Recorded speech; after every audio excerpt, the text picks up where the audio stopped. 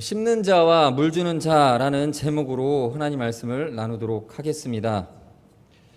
심는 자와 물 주는 자가 누구이겠습니까? 하나님께 부름받아 주님이 맡기신 일을 하는 주님의 일꾼들입니다. 바로 우리들을 말하는 것입니다. 여기 앉아있는 모든 분들이 다 우리 아현교회 주일학교 교사는 아니시지만 그러나 누군가에게 분명히 가르칠 수 있는, 또 누군가에게 주님의 도에 대하여서 영향을 끼칠 수 있는 위치에 있기 때문에 잠재적 다 교사이십니다.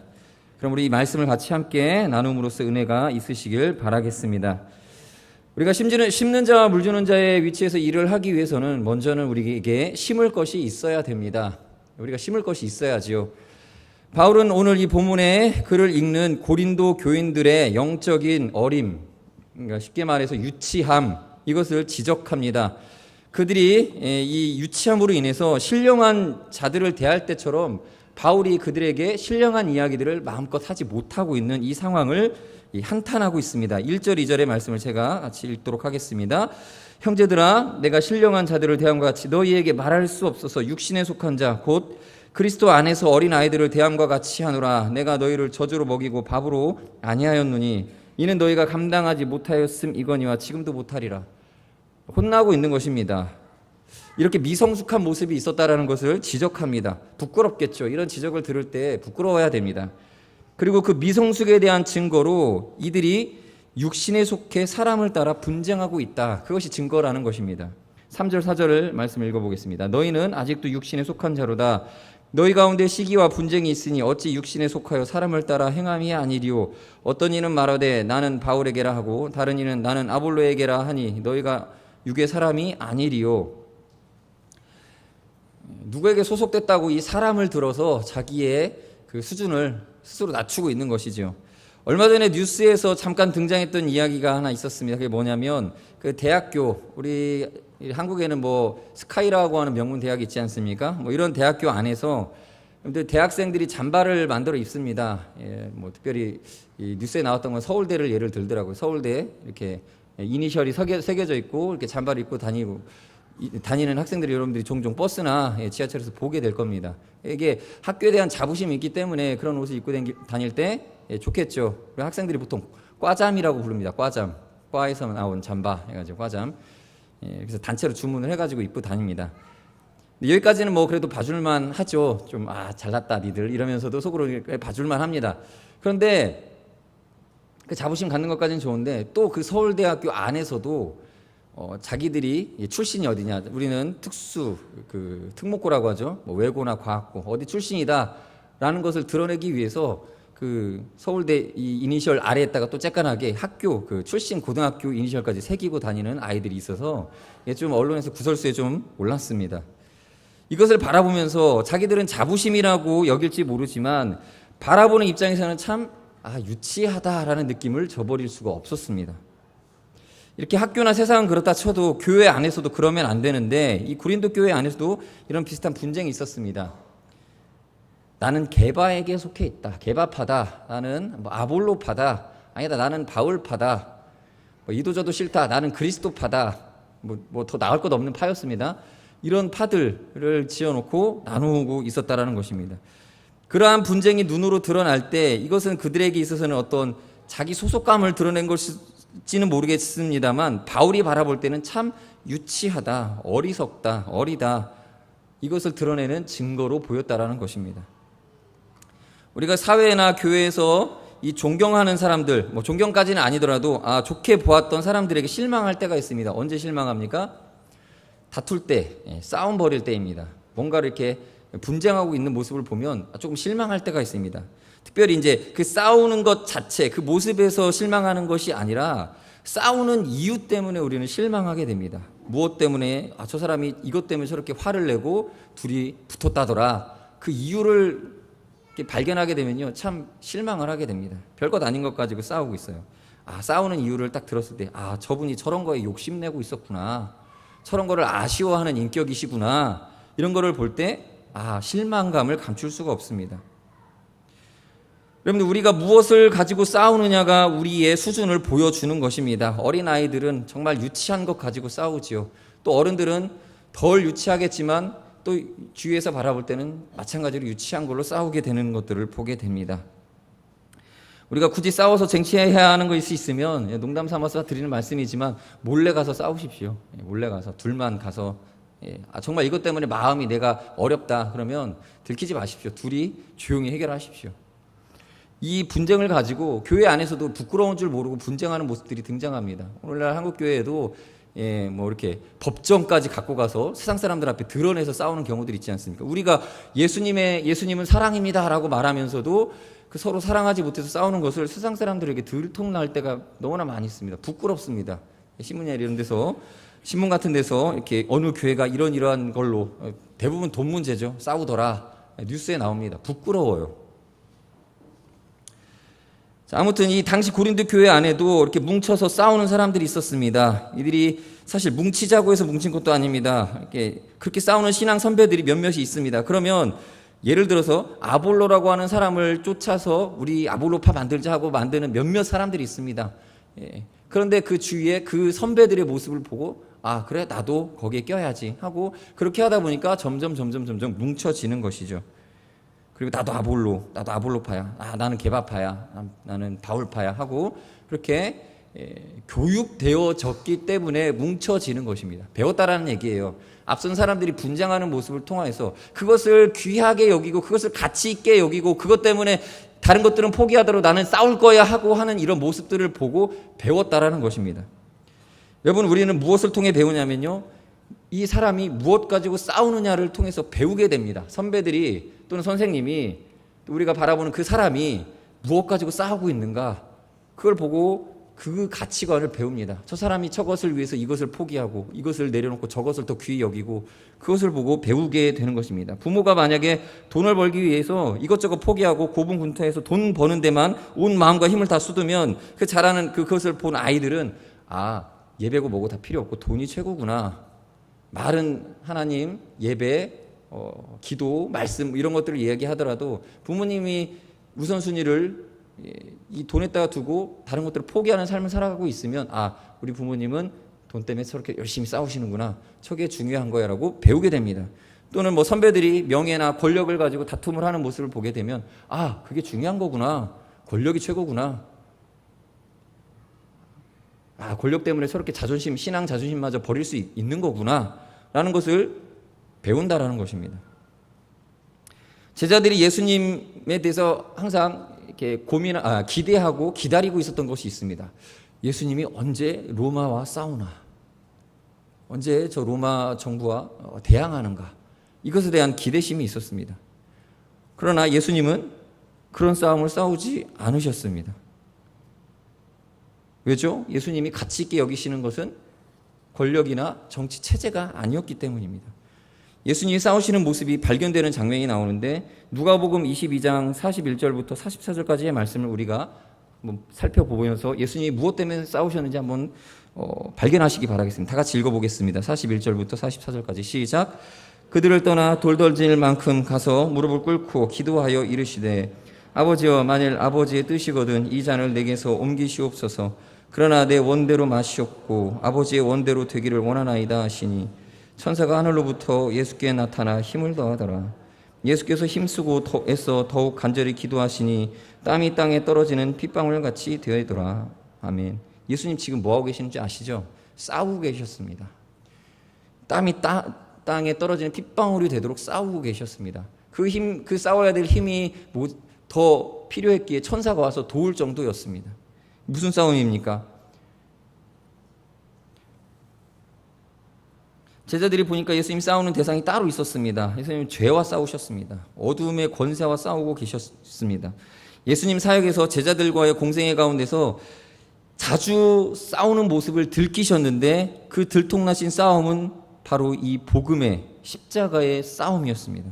사명을 완수하느냐 못하느냐, 괴로워하는 육신과 기도로 싸움을 싸워 처절하게 이겨나가시는 모습을 제자들은 발견하게 되어집니다. 제자들이 본 것이 그것이고 그들이 배운 것이 바로 이 싸움이었습니다. 여러분, 우리가 모범을 보여야 한다고 말합니다. 행동하면서 실천하면서 가르치라고 배웠습니다. 맞습니다. 그러나 그것보다 더 우리는 참 진리를 가슴에 담고 살아가야 됩니다. 그래서 그 마음에 가지고 간직하고 있는 이 진리, 이 자기가 지켜야 할 그것을 위해서 싸움을 싸우고 살아갈 때 그 모습이 우리의 신앙의 모습인 것입니다. 그것을 배우게 되는 겁니다. 우리 교사들, 선생님들이 아이들, 학생들, 또 우리 부모님들이 자녀들에게 가르치고자 한다면 우리 가슴에 붙들고 있는 보석이 있어야 됩니다. 이것을 빼앗기지 아니하기 위하여서 고분군투하는 모습을 보일 수 있는 그 무언가가 있어야 되는 것입니다. 아, 저 선생님과 가까이 하면 뭔가 모를 향기가 나. 그 안에 무언가를 감추고 계시는데 저 선생님이 왜 나한테 이렇게 관심을 갖고 있지? 이렇게 의문을 갖고 아이들이 지내고 있는데 어느 날 우리 선생님이 싸우고 계시는 그 싸움을 발견하게 됩니다. 그 안에 그 향기롭게 또 눈부시게 빛나고 있는 그 보화, 그것을 가지고 붙들고 싸움을 벌이시는 그 선생님의 모습을 발견하게 된다라는 겁니다. 그때 그 아이들이 마음에 깊이 새기게 됩니다. 그것이 우리가 뿌리는 씨앗입니다. 그것을 우리가 가지고 계셔야 됩니다. 우리 옆에 요셉 그림이 이렇게 크게 있죠. 예배당 안에 우리 요셉 그림이 있는데 이 요셉을 보실 때 요셉이 그 믿음의 보석이 드러나는 순간이 있습니다. 언제입니까? 보디발의 아내에게 유혹을 받을 때, 저쪽 그림 보시면 있죠. 이제 보디발의 아내가 요셉을 유혹하고 있는 모습이 보이는데요. 그때에 요셉이 감추고 있었던 보석이 입술로 증거되고 드러나게 됩니다. 이 싸움 가운데서 드러날 수밖에 없죠. 39장, 창세기 39장 9절입니다. 우리 다 같이 한번 읽어볼까요? 시작. 이 집에는 나보다 큰 이가 없으며 주인이 아무것도 내게 금하지 아니하였어도 금한 것은 당신뿐이니 당신은 그의 아내임이라. 그런즉 내가 어찌 이 큰 악을 행하여 하나님께 죄를 지으리이까. 놀라운 발견을 여러분들 발견하게 되지 않으십니까? 요셉은 하나님을 두려워하고 하나님이 자기를 바라보고 있음을 보고 이 유혹 속에서 죄를 지어서는 안 된다라고 하는 그 마음속에 간직하고 있는 보석이 있었다라는 것입니다. 발견되어지죠. 이 구절 가지고 정말 감동을 너무나 많이 받게 되지 않습니까?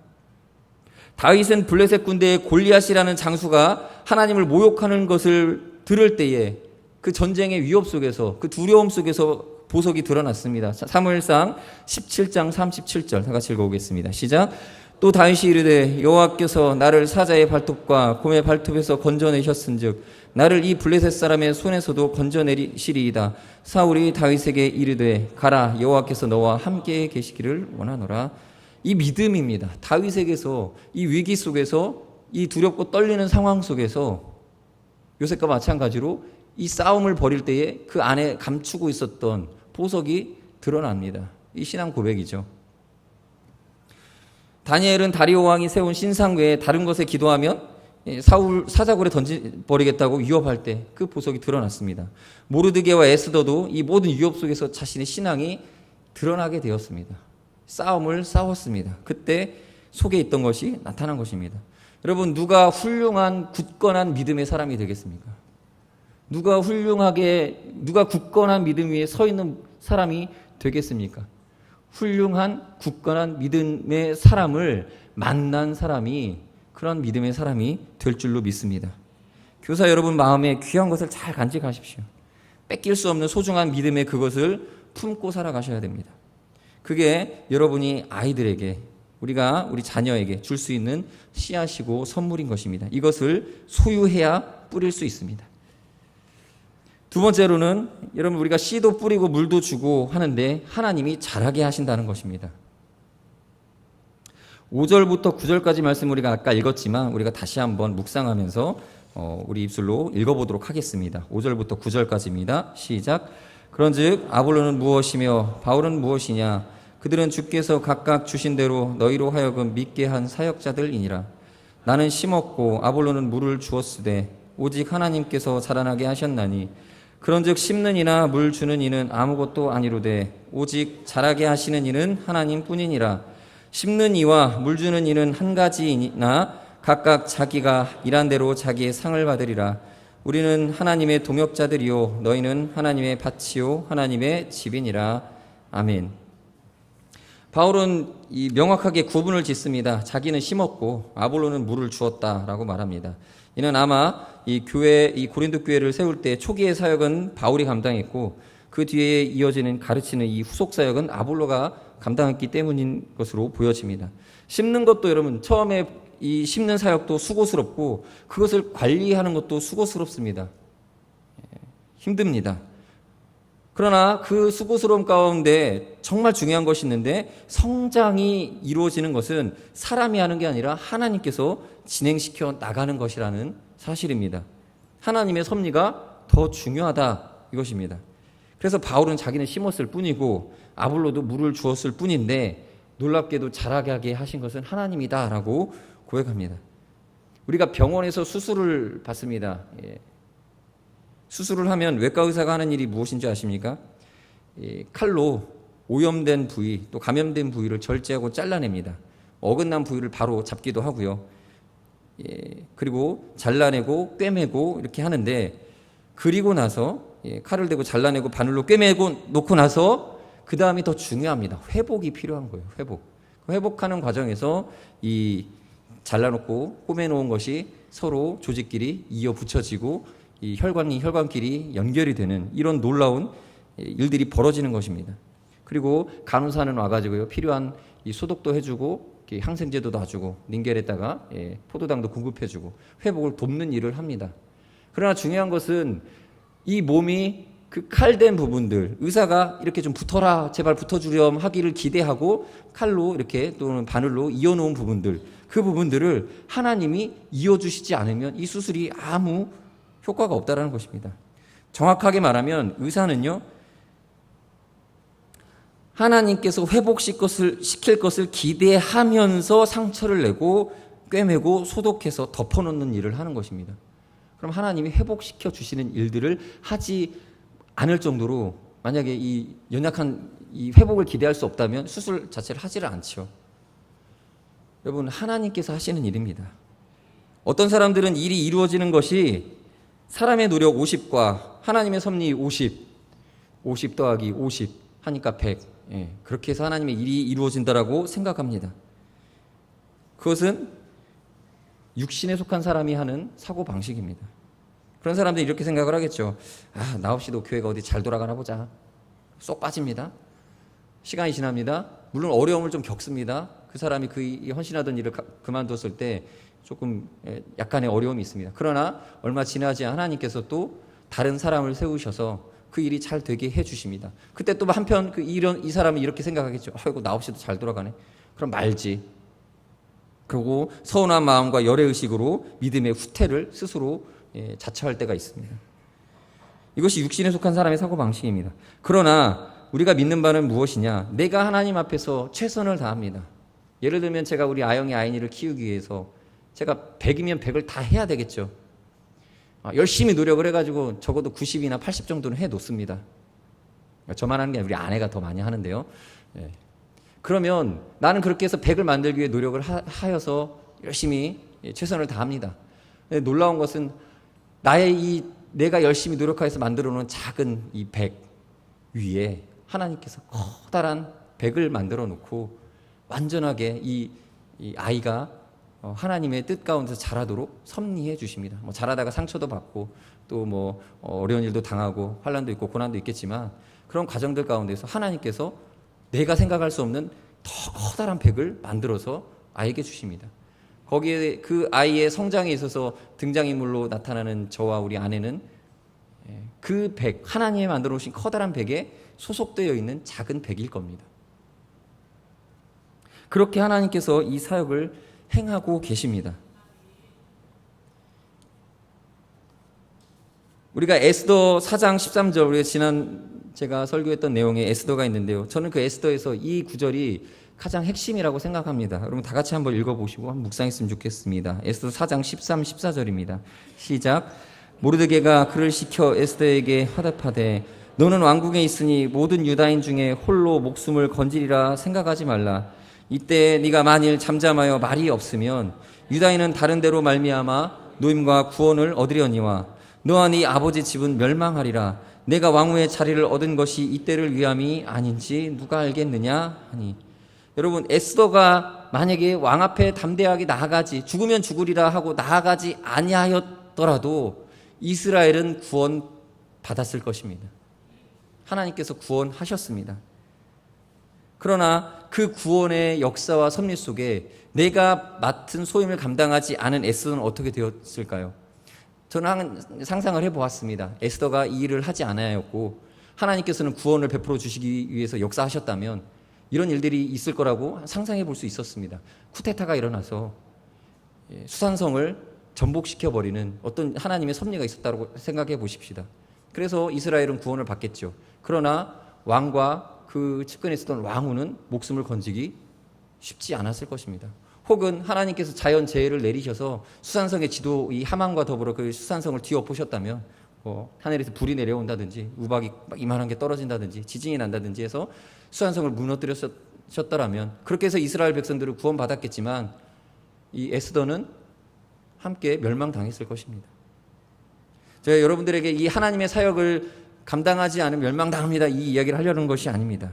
우리가 한번 생각해 볼 필요가 있다는 것이죠. 하나님께서 우리에게 맡겨주신 소임을 감당하지 않을 때에 하나님의 구원의 영광과 승리는 우리의 것이 되어질 수 없을 수 있다는 것입니다. 우리는 그 영광을 같이 누릴 수 없다는 것입니다.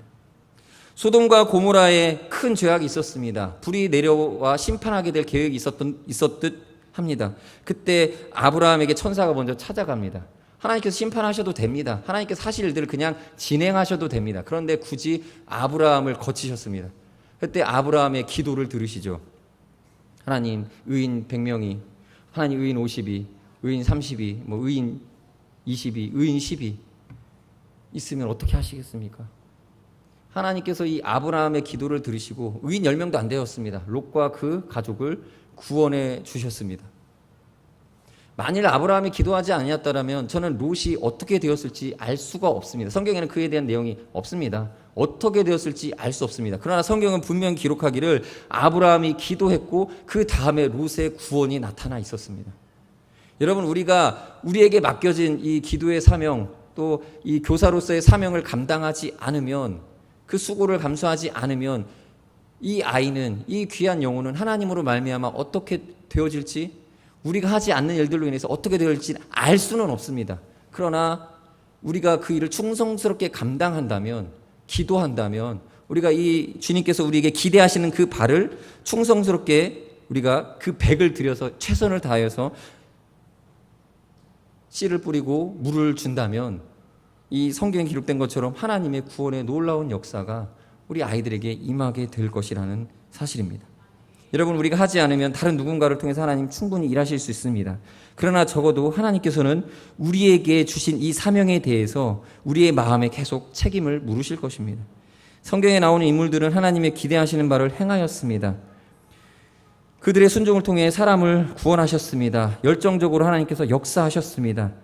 특별히 예레미야 선지자는 이렇게 고백합니다. 20장 9절에 내가 다시는 여호와를 선포하지 아니하며 그의 이름을 말하지 아니하리라 하면 나의 마음이 불붙는 것 같아서 골수에 사무치며 답답하여 견딜 수 없나이다. 여러분, 이 마음이 우리에게 있는 것은 감사할 일입니다.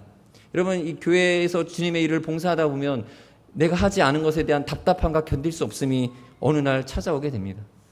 하나님께서 부르셨다라는 얘기입니다. 그리고 힘들지만 감수하게 하셨습니다. 그리하여 하나님께서 씨를 뿌리고 물을 준 일에 그리고 그것이 놀라운 그 성장하는 일에 그 일에 네가 씨 뿌린 사람이야, 너는 물 준 사람이야라고 하는 그 놀라운 영광에 동참케 하신다는 것을 우리는 믿으셔야 되겠습니다.